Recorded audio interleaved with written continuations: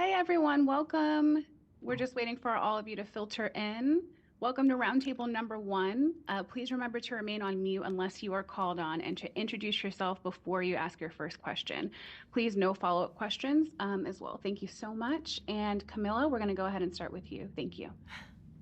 Thank you. Hi, Sonequa. How are you? Hi, I'm so good. Hey, everybody. Huge fan of yours. Thank you so much for being here with us today. Oh, I'm with thank Bam you. Smack Pow. I have a question for you. As Discovery goes into its fifth and final season, Yes. we see that Michael has experienced significant growth and she's faced numerous challenges and Yes. conquering them all like the absolute badass she is. Can you share just how her journey in this final season basically like encapsulates her evolution throughout the series and kind of like what personal reflections you've had while you've been portraying her? Oh man. Well, I love what you said about how the season itself encapsulates the evolution of Burnham. Because that's sort of exactly what happens. And we see that we see did all of you see the first four episodes? Okay. Yeah, so you see that contrast. You see it right in front of your face. Sometimes it's hard to remember how far you've come until you're just looking at it face to face, literally. And I love that the character evolution in general has become a cornerstone of our story. It has become a tenet of Star Trek Discovery, and I hope that it becomes part of the legacy that we leave to the franchise. Is that we were able to tell a story where you got to see people become who they were meant to be. And you get to see Burnham and everyone else. It isn't just Burnham, but you see Burnham especially go from fear to faith, go from pain to purpose, go from fighting for absolution to being able to give absolution to someone. You see this woman become the type of leader that she is, an inside out leader, a leader who's on the ground, but who leads with grace and who digs the gold out of everyone around her. It I mean, my perspective on it is just that I'm blessed. I'm blessed beyond measure. I thank God for not just the character and the people and the story, but even just how fulfilling it was as an artist. Great. Thank you so much. You've done her character like beyond justice. Oh For man, sure. that means a lot. Thank you. Thank you. All right, Tony, you can take the next one. Thank you. Tony Tomato, Sci-Fi Talk. Great to talk to you, Sonequa. Great talking with you too. Very an interesting character. No captain has ever started the where she started, Yes. literally in prison. And Right. look what she's done. I mean, it's That's right. amazing. That's right.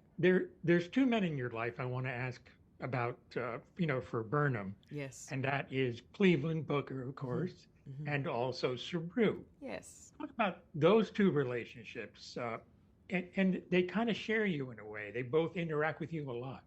That is very true. Well, I mean, I have so much love and respect for Doug Jones and David Ajala, and I mean, that goes across the board, because there's also a really special relationship between Burnham and Tilly. Um, but with Saru and with Book, I love what we see in the toward the beginning of season 5 when it's time for Saru to fulfill his purpose. It's time for him to, reach his own destiny, with his own people. And I love that as he exits, it's time for Burnham to rise in a way like never before, because now the guide is gone, the shepherd is gone, the sort of big brother is gone, the voice of reason is gone, and now it's time for her to do those things, be those things herself, and give them to somebody else. It's almost as if Saru's exit just from the ship signals her stepping into a mentor role, her stepping into the role of guide and shepherd and teacher, the one who's reaching out to someone and pulling them forward, pulling them their true selves out of them.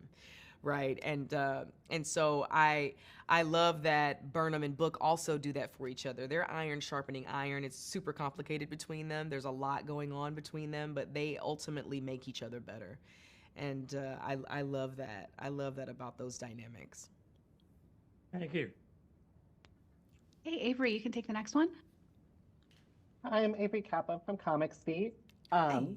my question is there anything you accomplished as either an actor or behind the camera of which you're particularly proud? Oh man, well, I mean, in front of the camera, I'm particularly proud of making television history. In front of the camera, I'm proud of how bold we were as an iteration. That we did things that no other Trek has done. We were serialized to a degree that no other Trek has been. We went to a future beyond where any Trek has gone.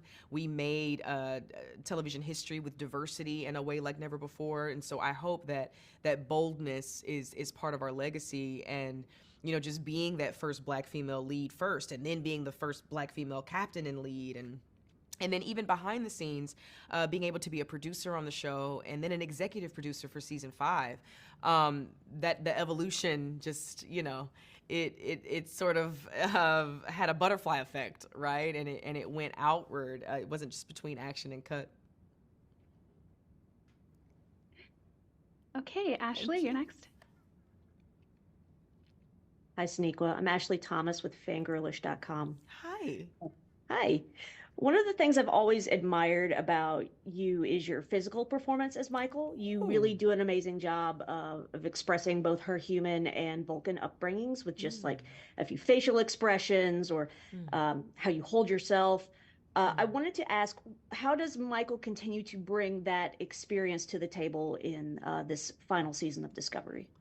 Oh man, well thank you for saying that, and it was really particular. It was a particular journey to have this dichotomy between these two cultures, between volcanism and humanity, right?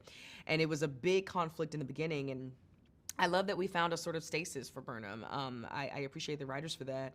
And it was really lovely to find it. I feel that all of our characters found this stasis. We found this balance, and we sort of did it together. Our journeys were running, parallel while they were intersecting in all these different ways too. But I think physically speaking, we see this liberation happening with Burnham over the course of the series. There's this rigidity in the beginning that mimics the logic, right, and the rationality. But then there's a fluidity that comes over the course of the series, and that mimics her liberation as a person, and finding herself and defining herself for herself, and realizing that she is just as dutiful as she thought she was, but now it's an internal drive and not an external drive. And so I love that we get to see these fighting styles against each other, because it's one of the major reasons why present day Burnham defeats past Burnham, is because now there's a freedom. There's a freedom and there's a security, and you can see it. You can see it in the fight. We wanted to make sure that we did that. I gotta big up Chris McGuire, our stunt coordinator, for doing that, and our director Lee Rose, because it was important for us to showcase that contrast, that growth, that evolution in the fight as well, in the physical performance. So, thank you so much for saying that. Thank you. Mm-hmm. Okay, Karen, you're up next. Hi, Sonequa. I'm Karen from Sci-Fivision. Hi. So we do get to see Michael face who she was 5 years ago, who she was 800 years ago. Yes. And have to really get her mind in that space, think like that person, be that person. I wondered how it was for you as an actor, how you felt in season 1, entering the Star Trek universe and having to go back, or being able to go back and revisit that. What was that like for you? Thank you for that question. And can I just be honest with y'all? It was hard. And you know why? Because I had even forgotten, Sonequa had forgotten how far Burnham had come, right? I lived it, I created it, but I was so consumed with what was going on in the present day for Burnham that when even I was able to see where I had come from, when I had to step into it again, I was apprehensive about it. It ended up being thrilling to do. But man, what a painful place I used to be in as Burnham. At a time like striving for approval, not having any sense of real self-worth and security, and feeling like I needed someone to tell me that I was worthy, and tell me that it was okay, and forgive me for my moral mistakes and everything.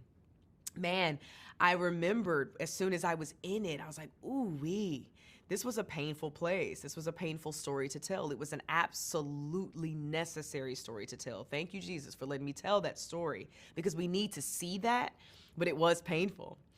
So then it was really beautiful because it even spoke to me. It blessed me and inspired me to be able to say to myself, like, oh man, I forget how hopeless this time was. Like, just keep going, you know? Like, if we could all get an opportunity to say that to ourselves from years and years ago, right? And each character could have that same moment with themselves from season 1, right? Like, it's there's hope ahead of you. Just keep going and don't give up. So it meant so much to me on so many levels to tell that story. I have to give so much respect to Sean Cochran, who wrote the script, and Lee Rose, who directed the episode. We knew what we were doing as we were doing it. We were like, ooh, you guys, this episode is special. This episode is special. And let's hope that everybody takes it in the way we're doing it right now. It really was a highlight episode. Thank you so much. Oh, thank you. Thank you very much. Okay, Lori, you're next. Hi, Sonequa. I'm Lori from Trek Movie. Hi. How you Nice doing? to see you. Good to see you. I want to follow up on that last one because I had a similar question, but I want to take it to a different place. That episode was astonishing, I thought. Thank you. And seeing you come face to face with yourself. And I'm wondering how you, like, did you go back and watch old episodes? Like, how did you find that place, which is so different from where you are, and you had to play both? Yes. So what did you do specifically as an actress to find that earlier version? Thank you for asking. You know, I think I did. I think I actually did go back. I think I went back in a couple ways. I think I went back and watched a little bit. I went back and read a little bit of some of the earlier scripts. And I went back into my journal as the character, because I had a sort of stream of consciousness journal that I would keep, and I went back to that too. And man, I didn't even know what it was going to seem like. I could hear what everybody was saying as I was shooting it, because of course I'm looking at a double, and but once I was able to look at it in post, it's like, oh man, you really can see this. It almost makes me want to cry right now. It's like, you really can see this growth. You can see the growth that this character went through. What a gift that they gave me, that they gave Burnham, that they gave the audience, to be able to see this kind of growth. And then you can imagine it, like I said a moment ago, you can imagine it with all of the characters. I mean, think about how far Saru came.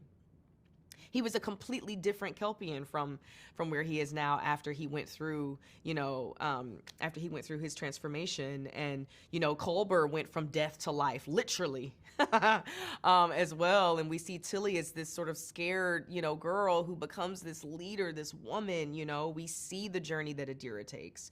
We see the journey that Stamets takes from this critical person to this beautiful, sensitive, scientist. It's oh gosh, it's one of my favorite things.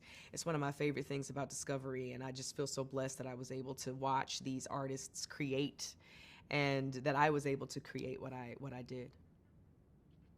I've been rewatching from season 1, by the way, and it's extraordinary to see how much you guys have changed. Thank you for saying that. Okay, Aaron, you can take our last one. Great, thank you. Hi, Sonequa. Hi. My question for you, this sort of goes back to something you mentioned a few minutes ago. Mm-hmm. For this season, you've expanded your sort of behind-the-scenes role into an executive producer on the show. Yes. Could you talk a little bit more about that? What your involvement has been behind the scenes, and that sort of participation?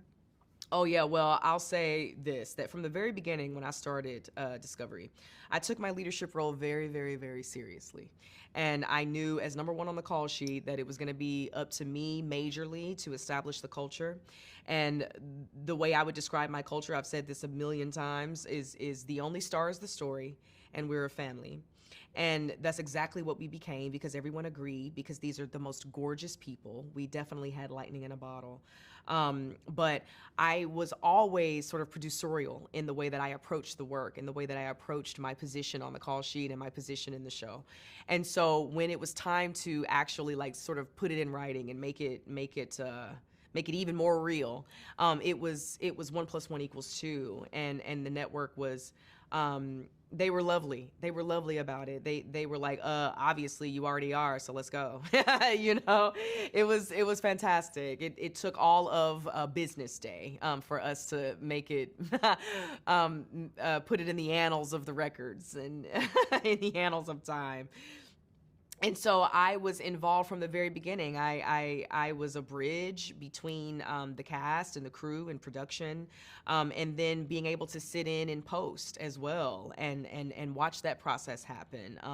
Being able to have conversations with people as we were shooting, being able to make decisions, being able to facilitate connections and relationships, making people feel safe, making people feel heard. Making sure that all the T's were crossed and the I's were dotted. It was a lot of work, but I thank the Lord for it. I thank the good Lord above for it. Thank you.